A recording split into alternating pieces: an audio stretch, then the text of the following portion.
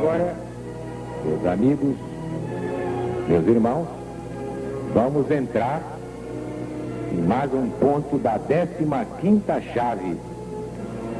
O anticristo, o Cristo de Satanás, seu domínio mundial neste final do ciclo.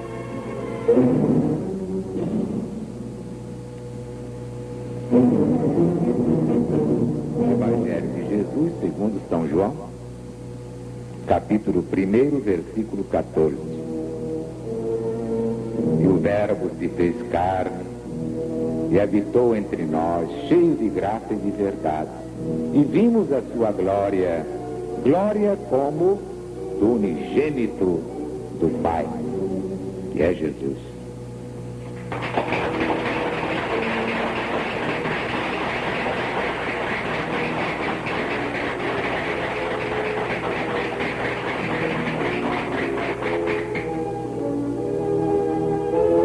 Já vimos, meus amigos, meus irmãos, aquela epístola de São João, a primeira epístola, capítulo 2, o alertamento contra os anticristos e o anticristo. E também vimos na primeira epístola de São João, capítulo 4, o alertamento contra o espírito do anticristo. Está aí diante dos nossos olhos, pelo Brasil e por toda a humanidade. O evangelista profeta fala do anticristo no idioma grego anticristos e de muitos anticristos, definindo todos os inimigos do Cristo, incluindo aí os falsos cristos, em grego pseudo-cristoi.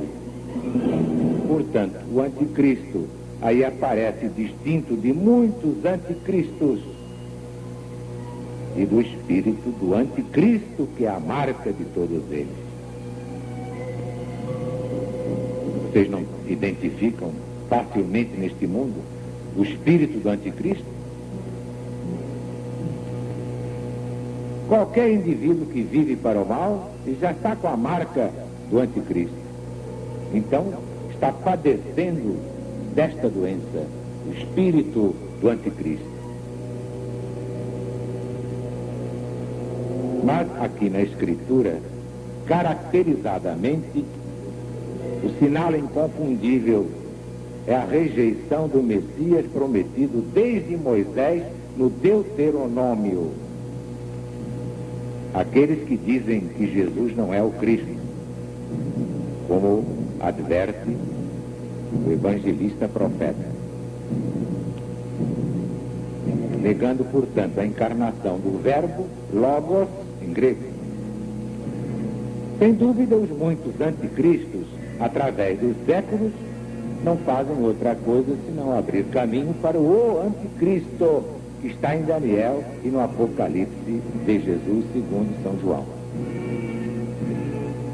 Façam sempre esta diferença: os anticristos, mas o anticristo, este é que vai ter o domínio mundial, embora muito transitório, graças a Deus, mas vai fazer um estrago que eu vou lhe contar.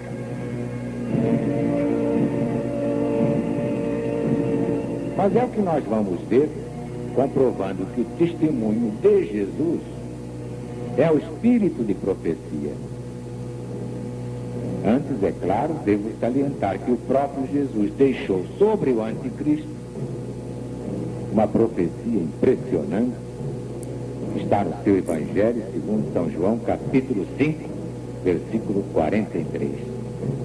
Eu vim a este mundo em nome de meu Pai, e vós não me recebeis, mas um outro virá em seu próprio nome, e vós o recebereis. Parece incrível, mas isso está acontecendo. A pregação do Cristo irrita os que querem viver no mal, mas a pregação do anticristo eles recebem com imenso prazer. É o que eles querem. E muitos racionalistas perguntam: por que Jesus permite que os anticristos trabalhem à vontade, preparando a hecatombe mundial do anticristo? Pela mesma razão que permitiu a Judas Iscariotes fazer o que tinha de fazer. Tudo é consequência do karma terrível da humanidade. Tão terrível a ponto de merecer a presença de Satanás até ao fim do ciclo. E é Satanás quem comanda os anticristos, aproximando o anticristo para a sua devastação final. Mas não é Satanás como vocês imaginam, essa figura sinistra, cada um desenha como quer. Satanás é a soma de todas as crueldades humanas.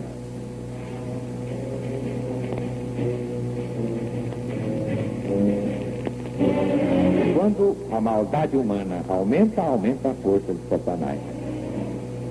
Quando diminui a maldade humana, a força de Satanás diminui.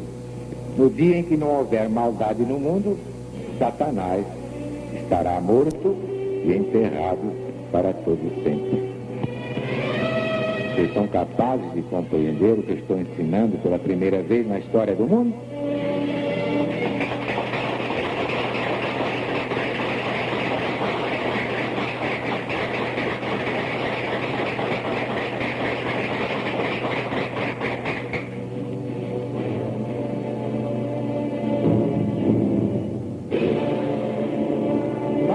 Por tudo isso que as maldades humanas foram enquadradas nos 3 ais do Apocalipse. Ai dos habitantes da terra, ai dos habitantes da terra, ai dos habitantes da terra. Vocês todos se lembram desses 3 ais do Apocalipse? A maior mensagem dos milênios, ela está em rotação diária, em translação diária, no programa Alziro Zaru, por ordem do Cristo.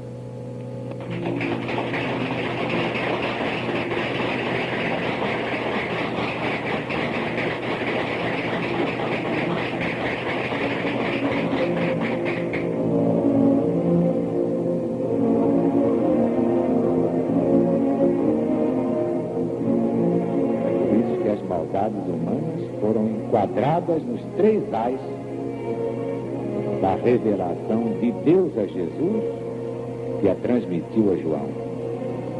E seu poder era de danarem os homens por 5 meses. E tinham sobre si um rei, o anjo do abismo, que em hebraico se chama Abaddon, em grego Apolion, que significa o exterminador. É já passado um ai, mas eis que ainda depois disto virão 2 ais. Apocalipse capítulo 9, versículos 10 a 12.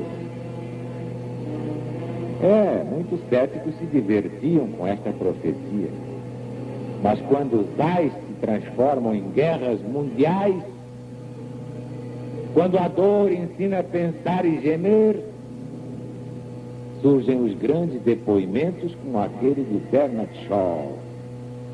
Confesso que depois de ter estudado a Terra e os homens durante 70 anos, não vejo outro remédio para a miséria do mundo, senão o caminho do Cristo.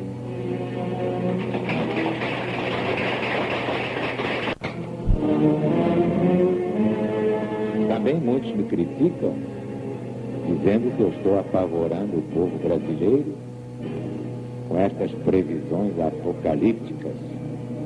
Mas eu respondo aos criticóides com um provérbio oriental. Duas coisas indicam fraqueza: calar quando é preciso falar, falar quando é preciso calar.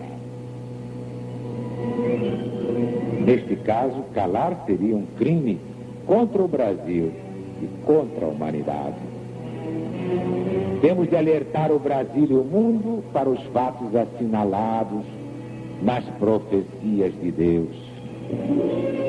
Sim, porque não são profecias de homens.